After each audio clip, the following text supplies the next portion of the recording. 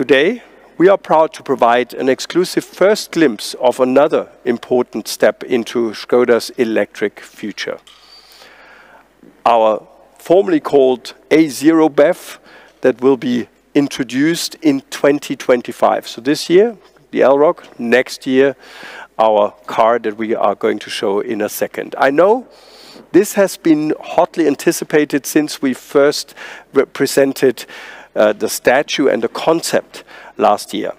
With a price tag of around 25,000 euro and a length of only 4.1 meters, this city vehicle will have an epic amount of space inside with 490 liters of storage.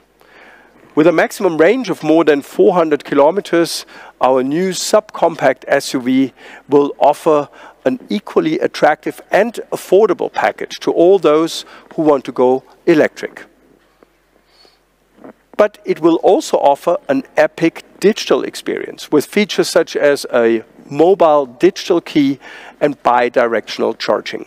And of course, our entry-level EV will have an epic look. It will fully incorporate the powerful new design language, Modern Solid, inside and outside the car.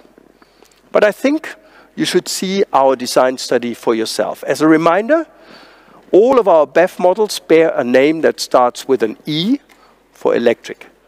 Of course, you already know the Enyaq and the Enyaq Coupe.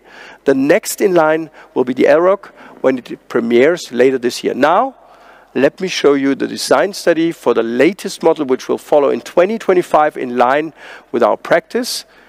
This is also with a name that starts with an E. Please welcome the Skoda Epiq.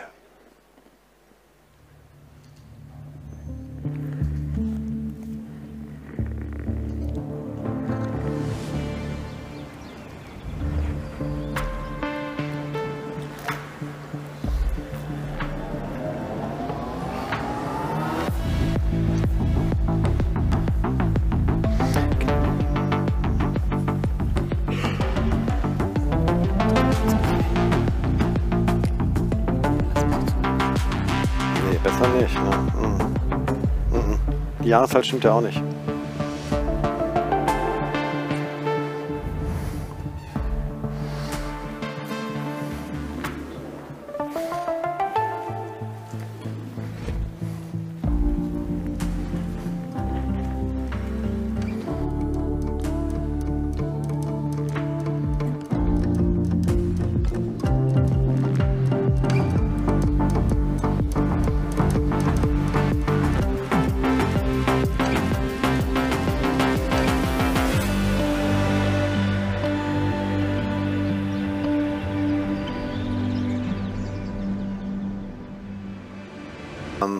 I think this is an epic news with the new car.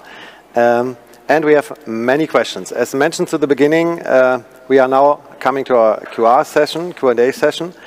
I would like to welcome our board members on stage. Thank you for joining us. Maren Gref, board member for People and Culture.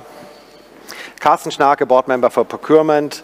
Johannes Neft, board member of Technical Development, and Andreas Dick, board member for Production and Logistics.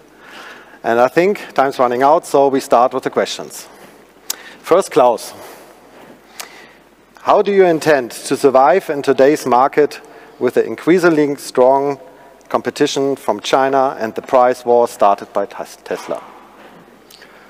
Yeah, this is a question, of course, that leads to competition. And actually, we value competition. Competition provides choice for consumers, provides better packages and better prices. And this is what we do at Skoda, what we've been doing for decades. And let's all look back. We know that we first had our competitors coming in from Japan and from North Korea. And now, of course, we welcome our competitors from China. Skoda has never been shy about competition. You just have to be better than your competitor. And this is what we're working on.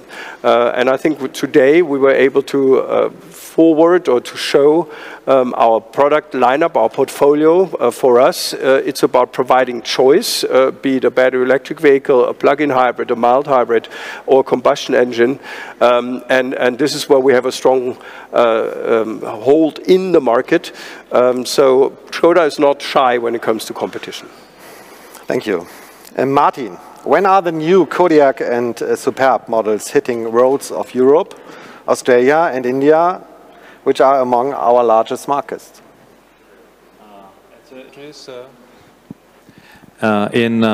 So again, in Europe, the Superb and Kodiaq will come in April and May. In Australia, October and November, and in India in the beginning of the next year. Okay, thank you. Klaus and Johannes again. Will the previous generation of Enyaq receive further software fixes and improvements? One of the most asked questions. Yes. Johannes, if I may lead into that, because our general approach is that we deliver cars with a perfect software quality, but of course we know from using products that contain software, there's always a possibility to upgrade or update that software. And we're continuously doing that. We've been doing that for the past years.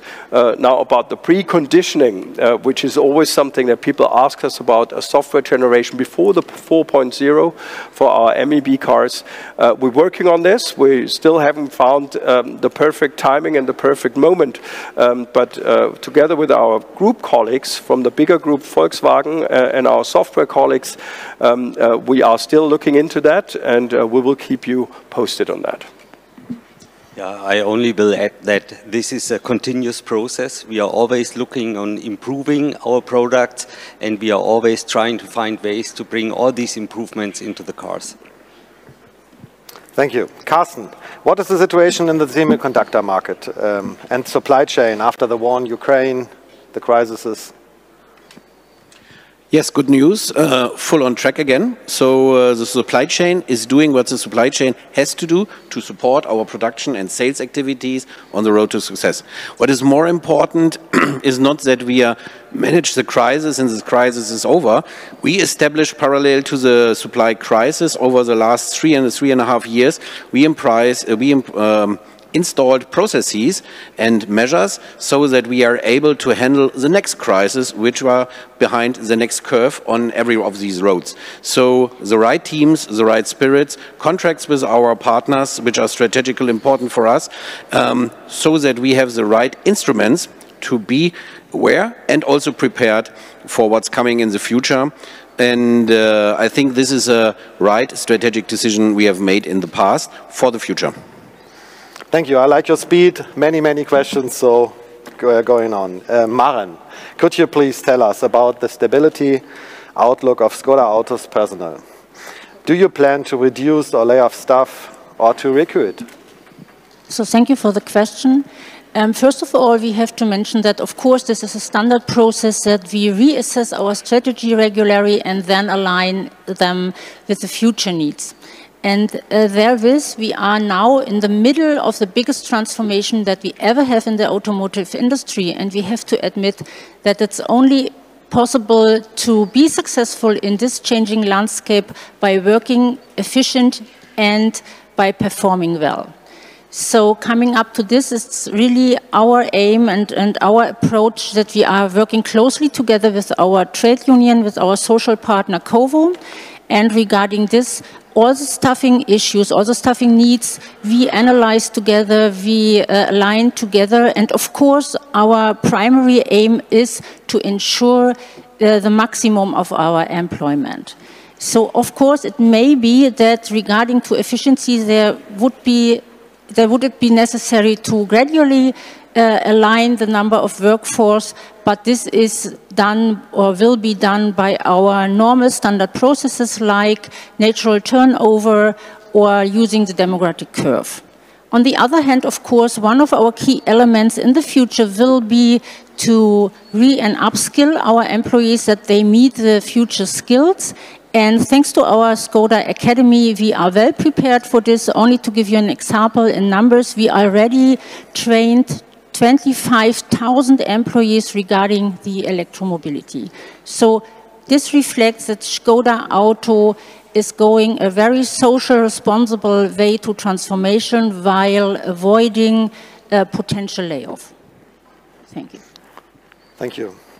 Johannes, maybe Andreas, do you plan to share the development of any future model platform with VW as it was with Passat and Superb? Yeah, perhaps first of all we have to say we as Skoda Auto are always looking on the advantages we get out of cooperation in between the group. And one example was the Beta Plus project, where we were responsible for the development of the Passat and the Superb. Other example is our new small BEV car, the Epiq, which we have just shown here, where it is very well known that we are in close cooperation with our partners VW and Cupra in order to develop and to produce that car. We are actually already working in the technical development in cooperation projects, and we will do that for the future as well. And we always try to contribute with our expertise in order to improve the results of our group. Okay, thank you.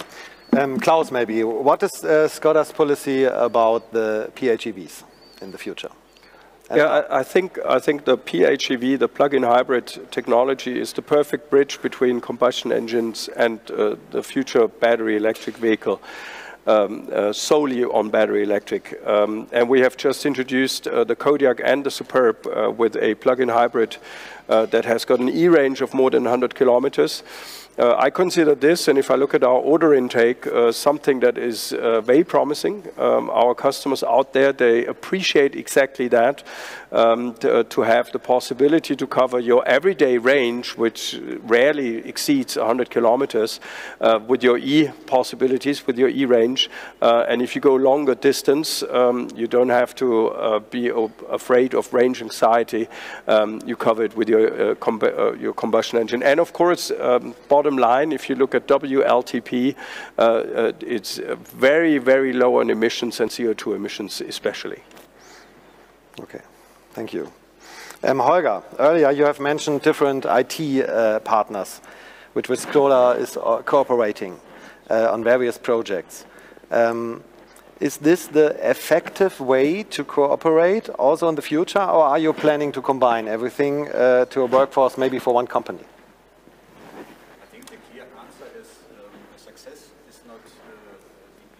The microphone, please. The clear answer is the success is not determined by putting it all together and doing it out of one unit, because you have to look at it from different perspectives. First of all, I mentioned a couple of institutions and entities that are providing skilled new workforce. So like Prague 42, the Skoda University, Maren mentioned our academy. So these are individual institutions that support us in this process, getting skilled workforce. And then secondly, I said we need to combine then the capabilities that we have here, also with capabilities and scaling and cost impacts we could have in other countries. So it will always be a mixture of different activities with different companies, trying to get the best out of it. So the key for me is orchestrating the system, but not doing it all on your own.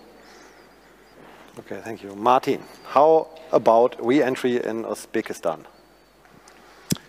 So we are at the moment evaluating a wide range of countries for our international expansion. About Uzbekistan, there was no decision yet, and if we come to a decision, we will announce it in the due time. Okay, thank you. Klaus, maybe the last question now. How long does Skoda plan to sell models equipped with combustion engines in Europe? That's a good question. Yeah. Our principle, as I said before, is that we will provide choice and we let consumers decide, and we stick to the legal framework. Now, the legal framework in the EU is 2035 as we speak. No more sales of new cars with a combustion engine.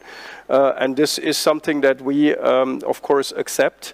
But until then, we will manage the transformation and transition into that deadline 2035 by providing choice to our consumers, whatever fits their personal profile best, and whatever keeps us, of course, within legal frameworks such as CO2 limits, is what we will provide in our portfolio. Thank you. So we are coming to the end. I thank you for the Epiq answers and an Epiq Q&A, and we will, if you are interested in more news about our new car, you can find anything in the end of the stream, and the stream ends now. Thank you for joining. Thank everyone, and goodbye. Have a great day. Bye-bye. Good. Bye.